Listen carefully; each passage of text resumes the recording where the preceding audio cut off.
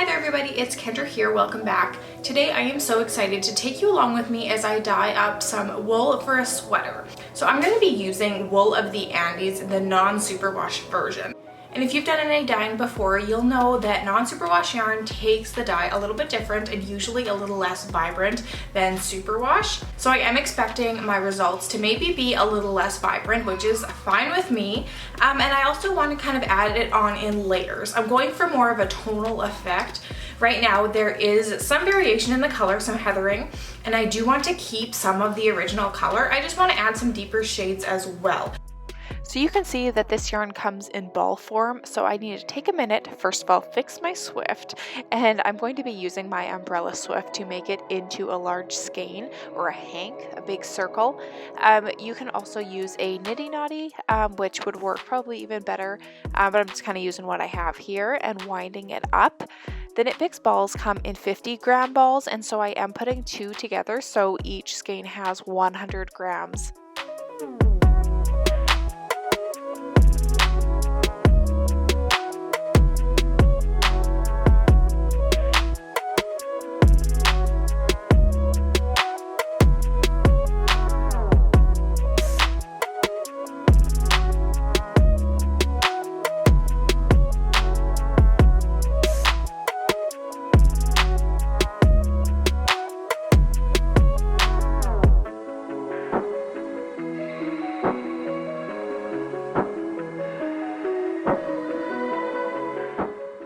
Once all of my yarn has been wound into these large loops, the hanks, I am going to go through and add 2 slip knots into each hank, and I want it to be kind of medium tightness. I do want it to be tight enough that there will be areas where the dye won't get to in the center. However, I want it to be kind of loose enough it's not just a stark line like a resist dye in that way. I'm just giving an area of variation, and I'm going to be echoing that through my dyeing to try to get more of a tonal effect, but having these knots will give pockets where the original yarn will show through.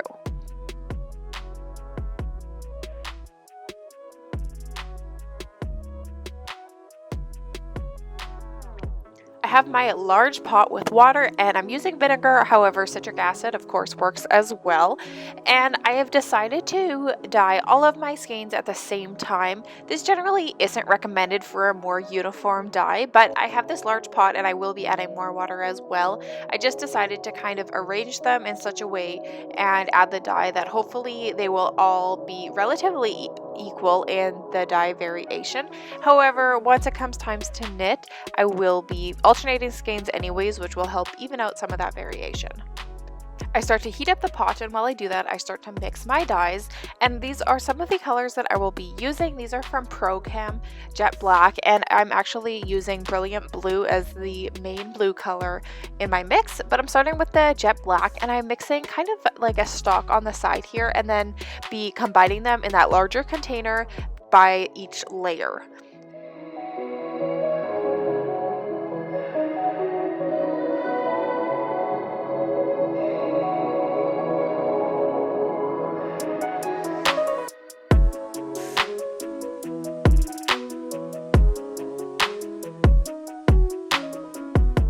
So my first layer is going to be more diluted. I've got more water here, but I'm mixing a combination of the black and the blue, and I'm just kind of eyeballing it, giving it a try, trying to get it kind of a navy shade.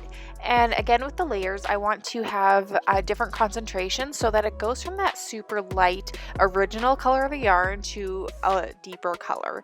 I'm testing it with just a little piece of paper towel and until I'm happy with the color. And once my yarn is up to temperature, I'm starting to mix it in. Now I have it arranged all the way around the pot, and I'm adding a little bit of dye to each portion just to make sure that all the skeins are getting a little bit of this first color.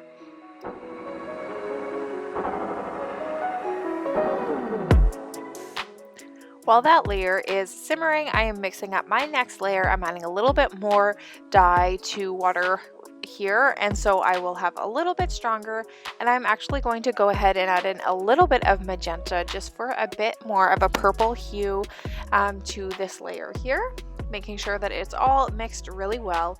And once my dye has been simmering for a while and most of that water is clear, I'm going to add my next layer.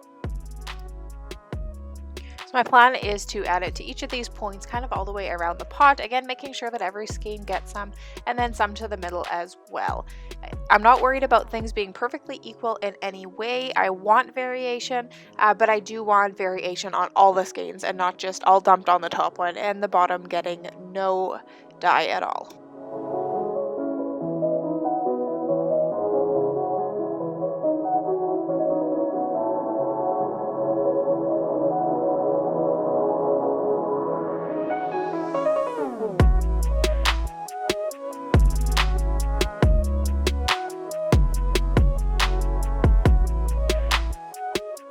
I am poking it just a bit, kind of pulling it to the middle to get the dye all the way down to the bottom of the pot. Again, this is a really deep pot and there's a lot of yarn in here right now, but I'm going to let that sit while I mix my final layer. I'm using up pretty much the rest of these dyes.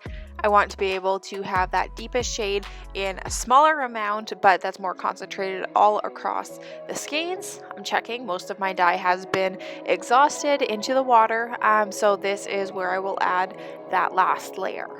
Of course, since this is non-superwash yarn, I'm being very gentle. I do not want this yarn to get felted. And of course, under high heat and agitation, that is kind of the prime location for felting to occur. So just gently kind of moving it as softly as I can around the pot.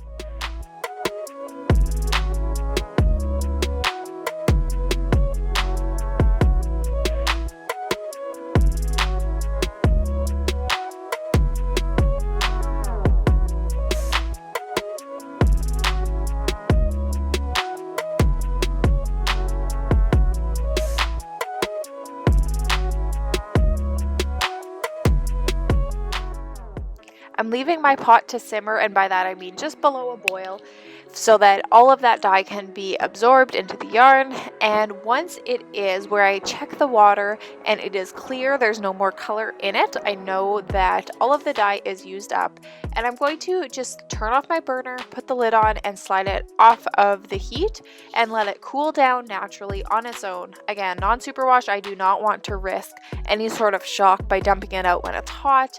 I'm just going to let it sit and let it cool off. After all of that, it will be time to rinse it out. I start by just dumping it in the bathtub, and I'm undoing my knots. I'm seeing how the variation is looking, and I'm just going to gently squeeze it and rinse it out.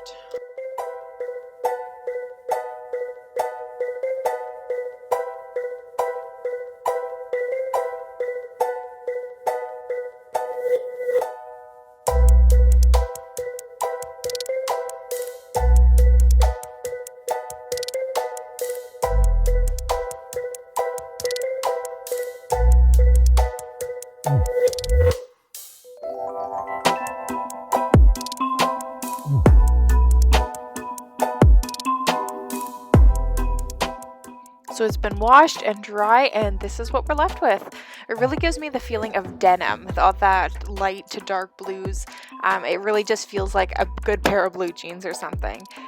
I'm really happy with this result, and I think that it will not only be more wearable for me, but also a lot more fun to knit with and be able to see this variation come to life in the end.